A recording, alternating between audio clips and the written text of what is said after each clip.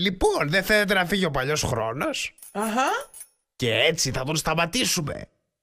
Χρειαζόμαστε ένα οργανωμένο σχέδιο. Ρόζα, κλείσε τις πόρτες και τα παράθυρα.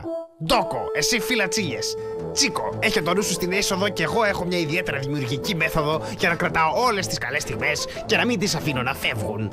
Οι μέρες μεγαλώνουν και οι νύχτες κρυώνουν. Δεν θα αφήσουμε το χρόνο να φύγει, δεν μπορεί να ξεφύγει. Θα μείνουμε κοντά μέσα στα ζεστά. Δεν θα λυπηθούμε, το χρόνο θα κρατούμε για να μην φύγει μακριά.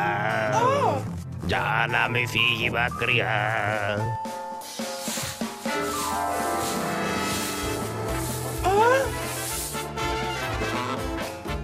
Ω, τι ωραία έκπληξη! Όλοι μαζί να τραγουδάτε εδώ έξω στο χιόνι. Τι όμορφο χριστουγεννιάτικο δέντρο! Έχω τα κατάλληλα στολίδια. Τώρα μπορούμε να υποδεχτούμε τον καινούριο χρόνο. Μα δεν θέλουμε να έρθει ο καινούριος χρόνος. Πρέπει να κρατήσουμε τον παλιό χρόνο. Τι, ας το κάνει κάποιος άλλος. Δεν χρειάζεται να το κάνουμε εμείς. Και πού θα βρούμε κάποιον να το κάνει? Έχει πάει αργά.